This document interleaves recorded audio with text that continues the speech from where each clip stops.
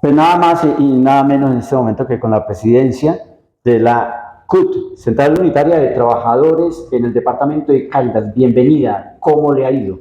Bueno, apenas pues asumí este cargo el 7 de febrero. En este resto de periodo que nos queda a la subdirectiva CUT Caldas compartiré esta presidencia también con otra mujer que es Victoria Trejos. Un gran reto, en este caso para el género femenino, ¿no? ¿Hacía cuánto no teníamos en el departamento de Caldas y sobre todo frente a la Central Unitaria de Trabajadores en la misma región una mujer?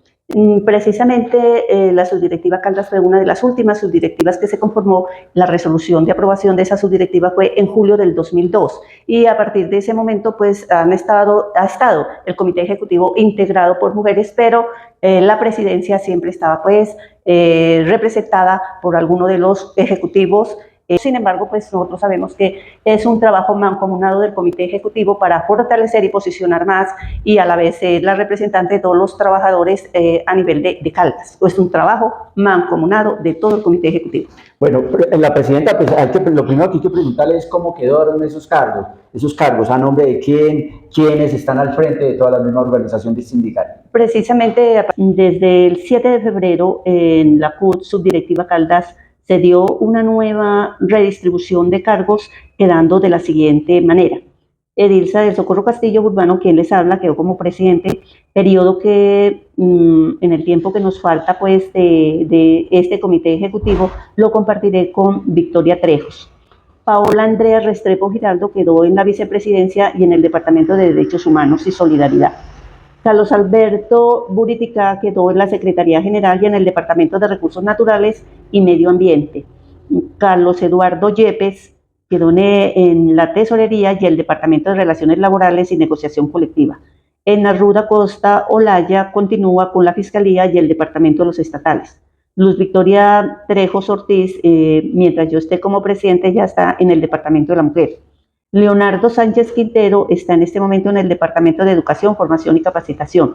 Julián Andrés Herrera Valencia está en el Departamento de Investigación y Proyectos. Giovanni Andrés Cruz Pérez está en el Departamento de Comunicaciones, Relaciones Públicas, Publicidad y Propaganda. Omar Castro Marín está en el Departamento de Asuntos Campesinos, Mineros y Étnicos. Olga Herrada Rodríguez en el Departamento de Relaciones con los Sectores Sociales. José Rodrigo López Aguirre está en el Departamento de Seguridad Social y Salud. Alexander Olaya Muñoz está en el Departamento de Asuntos relacionados con las empresas transnacionales y la responsabilidad social empresarial y el Departamento de Organización y Planeación. Diana Caterina Ramírez Molina está en el Departamento de Juventud Trabajadora y Erradicación del Trabajo Infantil. Luis Felipe Ríos Calle está en el Departamento Legislativo y Jurídico. Todo el comité ejecutivo comprometidos en el fortalecimiento de la Central Unitaria CUT subdirectiva Caldas. Vienen manifestaciones. ¿Qué se viene aquí para que le contemos pues a toda la ciudadanía?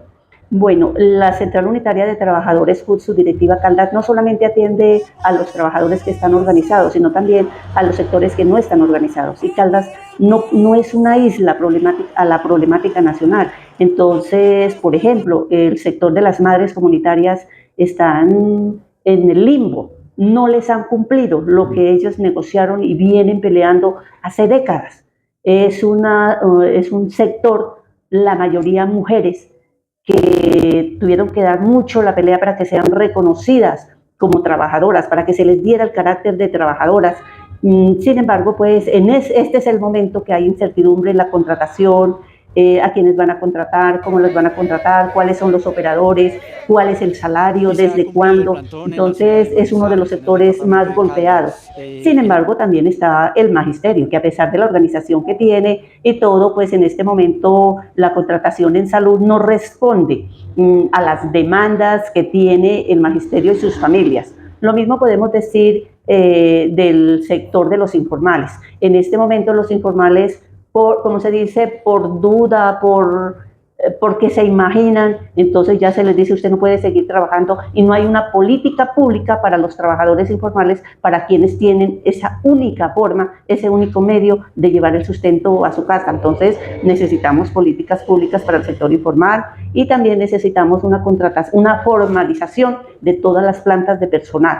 Además, necesitamos que de verdad el trabajo sea en condiciones dignas, porque en todos los ámbitos, tanto en el sector estatal como en el sector privado, se ve el acoso laboral, se ve la sobrecarga laboral, se ve el desconocimiento del sistema general de seguridad y salud en el trabajo, siempre se limitan al autocuidado del trabajador, pero no sopesan que el empleador esté dando las garantías y esté dando las herramientas para evitar que se den ambientes laborales peligrosos, amenazantes para el trabajador. Entonces son todos esos retos que tiene el movimiento sindical, pero para eso lo primero que tenemos que exigir es las garantías para la actividad sindical de los dirigentes y también las garantías para la afiliación independiente, autónoma que hacen los trabajadores.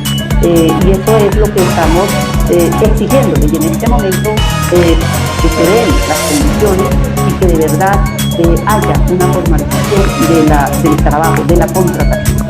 ¿Vale la pena o funciona eso de protestar, eso de hacer manifestaciones? ¿Sí tiene resultado? Porque es que muchas veces la gente dice otra manifestación y no alcanzan a llegar a nada, no llegan a hacer. Precisamente nosotros escuchamos, este presidente no nos escucha en este momento. Mire, este presidente, las definiciones que ha tomado son muy malas, van en contra de los trabajadores.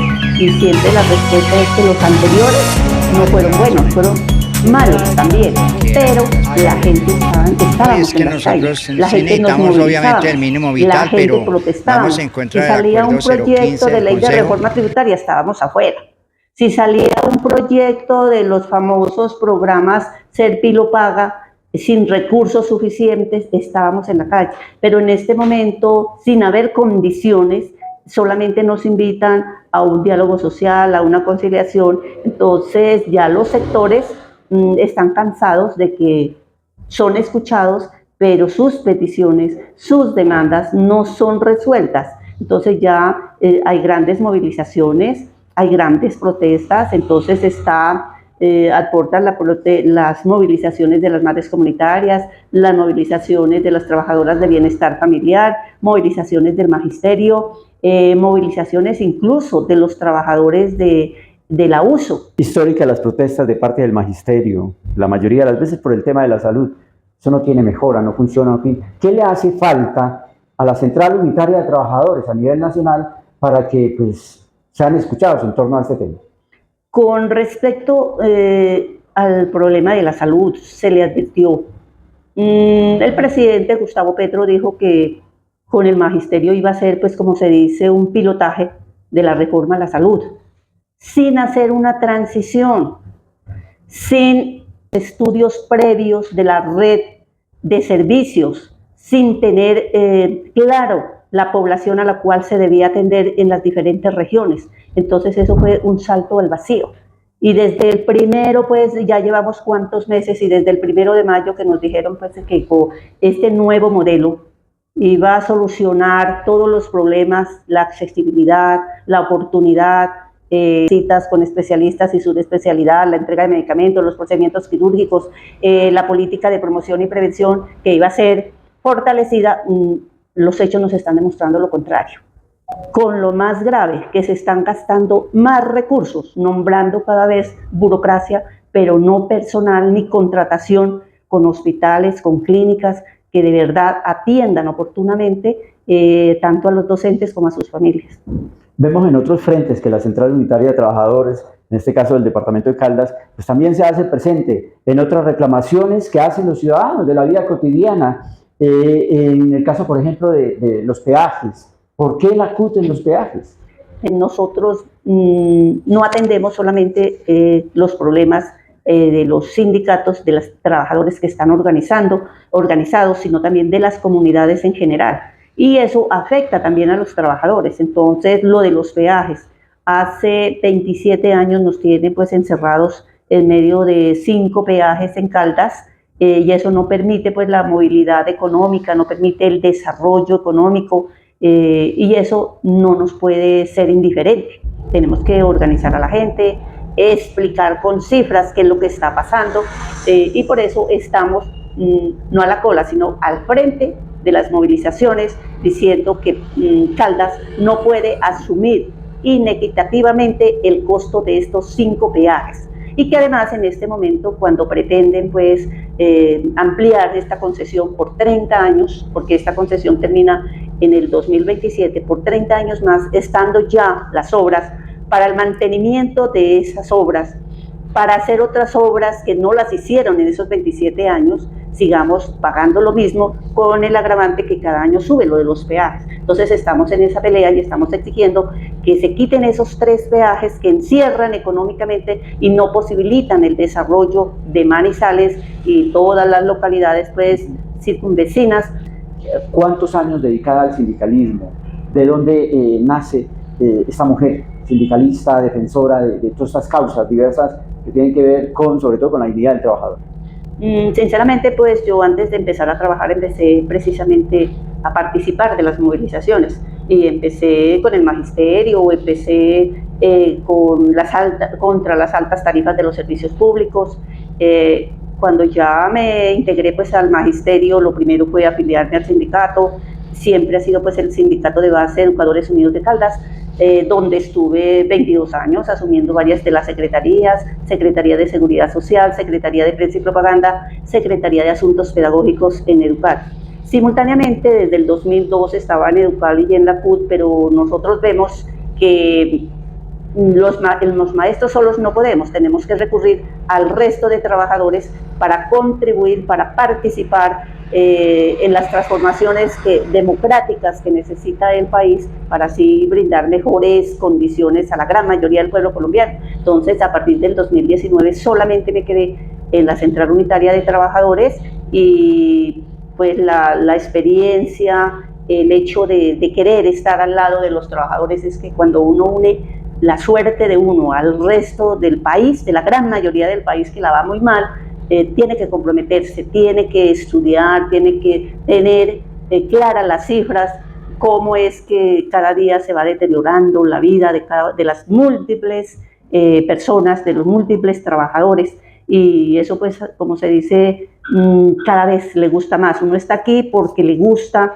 pero siempre recordándoles que nosotros en un sindicato, en la central, somos un accidente. Por eso debemos siempre trabajar porque las instituciones perduren, porque Educadores Unidos de Caldas perdure, porque la Central Unitaria de Trabajadores Subdirectiva Caldas perdure, porque son las organizaciones propias de los trabajadores a través de las cuales pueden pedir sus reivindicaciones, pueden defender sus derechos, porque es que no son dádivas ni privilegios, sino son derechos de los trabajadores, porque los trabajadores somos los únicos que producimos riqueza y por ende pues tenemos esos derechos y tenemos que exigir esas condiciones laborales que nos permitan el desarrollo personal, laboral y a la vez pues profesional. ¿Quién no lo va a saber? Son más las mujeres trabajadoras, claro. Hay más mujeres que hombres. Tener al frente pues una presidenta en la subdirectiva de trabajadores del departamento de Caldas, CUT, pues puede ser mejor visto por el capítulo mujeres. ¿Cómo se siente en ese momento en el que usted está en la dirección de la misma Central Unitaria de Trabajadores? No, yo donde esté hago lo que hago, sí lo hemos venido haciendo. Yo en Educal 22 años, desde la secretaría que me correspondió, hice lo que tocaba hacer en la capacitación, en la formación, en las movilizaciones, en la claridad frente a lo que tenemos que reclamar, a lo que tenemos que exigirle, en este caso al gobierno nacional, y también en la CUT es lo mismo, pero siendo la representante legal de la CUT, subdirectiva Caldas, da mayores posibilidades de exigir más y de que las mujeres se atrevan a dejar el ámbito interno, el ámbito del hogar, y se atrevan a pertenecer en primer lugar a una junta directiva y aspirar, como se dice, a dirigir esas organizaciones sindicales, a dirigir esas subdirectivas, porque es la única forma que las mujeres van a recibir un mensaje de que tú puedes, tú tienes que estar acá y todos nos podemos ayudar. No quiero decir que a las mujeres solamente las representamos las mujeres y a los hombres las representan los hombres. No, somos, como se dice, hombres y mujeres, clarificando que esto no es cuestión de género, sino que es lucha de clase. El mensaje que quiero hacerles llegar es que la Central Unitaria de Trabajadores Subdirectiva Caldas logra el fortalecimiento, logra el posicionamiento en el departamento de Caldas a nivel pues nacional solamente con el trabajo mancomunado de todo el comité ejecutivo. No es quiénes son las mayorías, quiénes son las minorías, sino cuáles son las garantías que se dan. ¿Dónde está la democracia sindical? Siempre nosotros rezamos. La mayoría da garantías a la minoría, pero la minoría también da garantías a la mayoría. Entonces, teniendo un plan de acción que responda con independencia y autonomía a las demandas y a los requerimientos de los trabajadores y teniendo claro que somos los voceros de los trabajadores, podemos hacer un gran trabajo y podemos darle respuesta a los trabajadores logrando una mayor organización y logrando una mayor convocatoria cuando sea necesario de salir a las movilizaciones, porque ustedes recuerden, el escenario natural de los trabajadores es la organización, la movilización en la calle. ¿Cuál es la posición de la CUT realmente frente a la reforma laboral de los colombianos?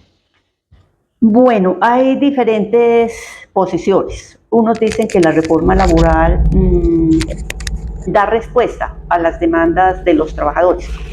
Históricamente, el proceso de la reforma laboral es que las centrales formularon una reforma laboral donde se plantearon las demandas de los trabajadores, pero pues al llegar al Congreso cada vez fue más mutilada y en este momento la reforma laboral borró, como se dice, los derechos colectivos. Entonces es grave una reforma laboral sin la garantía en esa reforma laboral de los derechos colectivos. Además, pues la forma de contratación también quedó inmersa allí, la tercerización, entonces permitida la tercerización, entonces no da respuesta a la formalización laboral que estábamos exigiendo. Y otra de las cosas de la reforma laboral es que no hay recursos suficientes que garanticen el cumplimiento de los acuerdos, sobre todo en la ampliación de la planta de personal. Por ejemplo, FECODE está peleando por la ampliación de la planta de personal, Sintrenal también lo está peleando, la rama judicial también. Sin embargo, la respuesta es que no hay recursos, que no es posible. Y en educación estamos viendo que cada vez es la fusión de instituciones educativas, el hacinamiento de los estudiantes y cada vez nos dicen de que no hay plata. Entonces lo que necesitamos es recursos suficientes para cada uno de los sectores para que así haya ampliación de la planta de personal, pero ampliación, no solamente que nos manden contratos a término definido, contrato por órdenes de prestación de servicio, que esos son paños de agua tibia y no resuelven la problemática que hay en cada uno de los sectores. Eso genera el acoso laboral, la sobrecarga laboral, el cansancio de los trabajadores, el desgano, y eso pues tiene muchas repercusiones. Entonces, si el Sistema General de Seguridad y Salud en el Trabajo dice que el patrón debe minimizar, debe eliminar los factores de riesgo, y son sobre todo los psicosociales, con una sobrecarga laboral, es difícil y eso tiene repercusiones sobre todo en la salud mental de los trabajadores y que tiene efectos colaterales no solamente en su familia, sino pues en el ámbito donde él se desenvuelve. Si hay una redacción de una reforma donde no tiene en cuenta lo que los trabajadores a través de las centrales planteamos, entonces esa reforma no nos sirve. Lo mismo pasa con la reforma pensional. Entonces, si la reforma pensional fortalece los fondos privados, entonces no, y además pues les limita, por no decir pues elimina totalmente, pero limita en un porcentaje mayor el que los jóvenes se pensionen, difícilmente pues vamos a aceptar, vamos a decir que la reforma pensional pues sirve, fortalece los fondos privados, porque solamente a Colpensiones llega el umbral que llega pues es 2.3 y la tasa de retorno de la pensión es inferior en un fondo privado que en Colpensiones. Entonces no nos da respuesta a lo que fue. Muchos dicen que no, que en la reforma pensional se les dio pensión a los ancianos, a los que nunca cotizaron. Eso se pudo hacer y no meterla en la reforma pensional. Esos son los subsidios, las ayudas que el gobierno central da pues en diferentes situaciones.